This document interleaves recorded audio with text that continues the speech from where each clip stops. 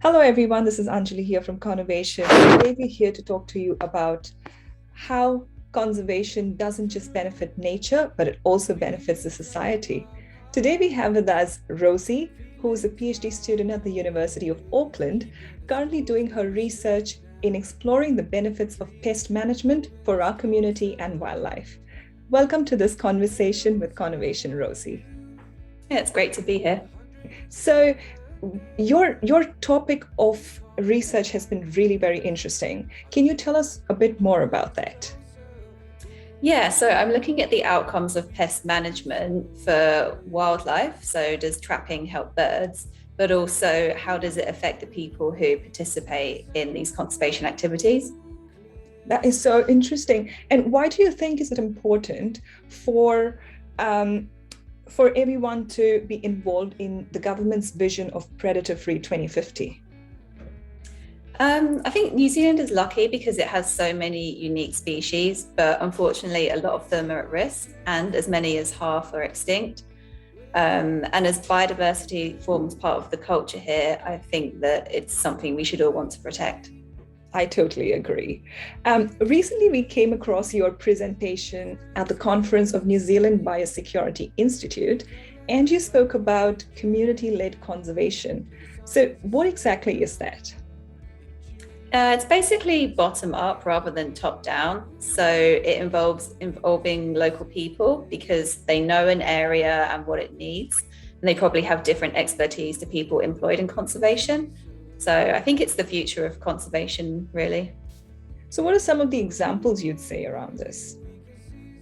Well, in Auckland, there's lots of community groups where people get together to organise backyard trapping or trapping in local reserves.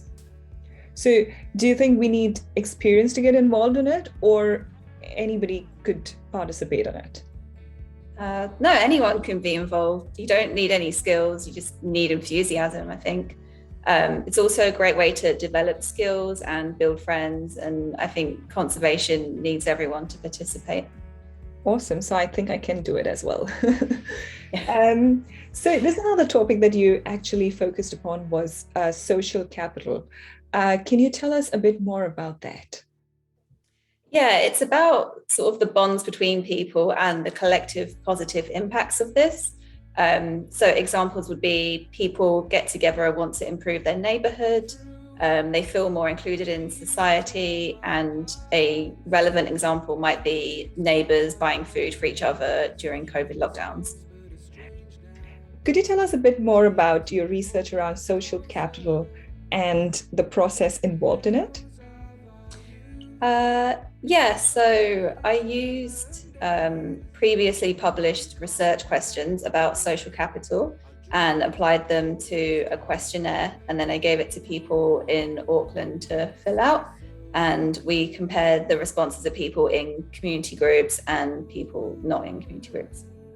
Okay, so a very interesting part about your research around this topic was where you asked participants to write down a word that popped up in their head when it came to pest control.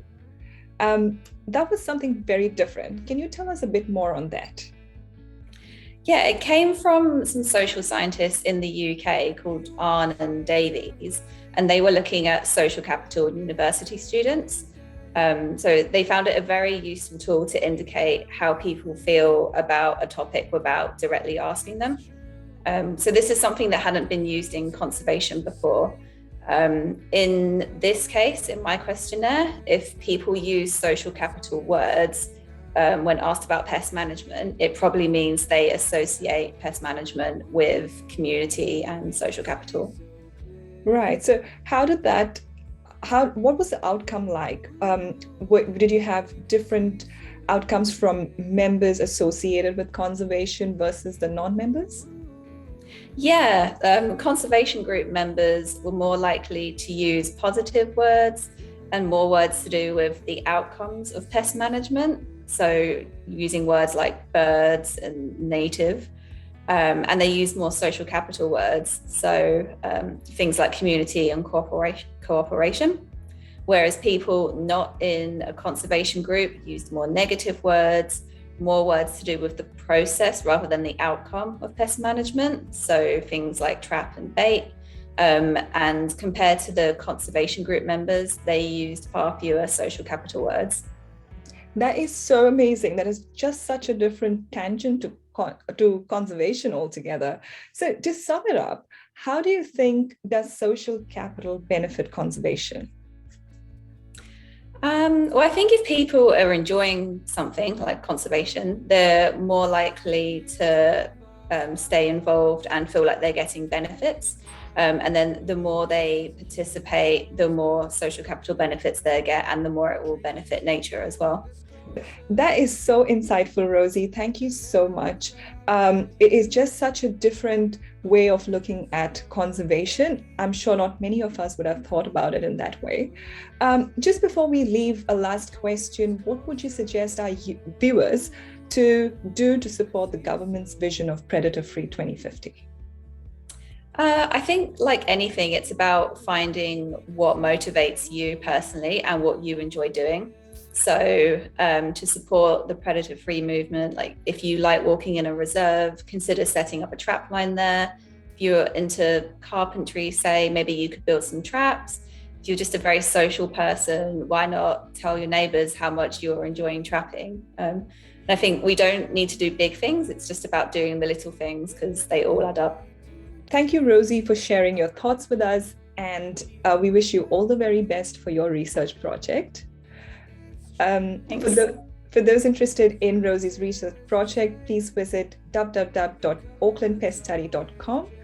And thank you everyone for watching this conversation with Connovation.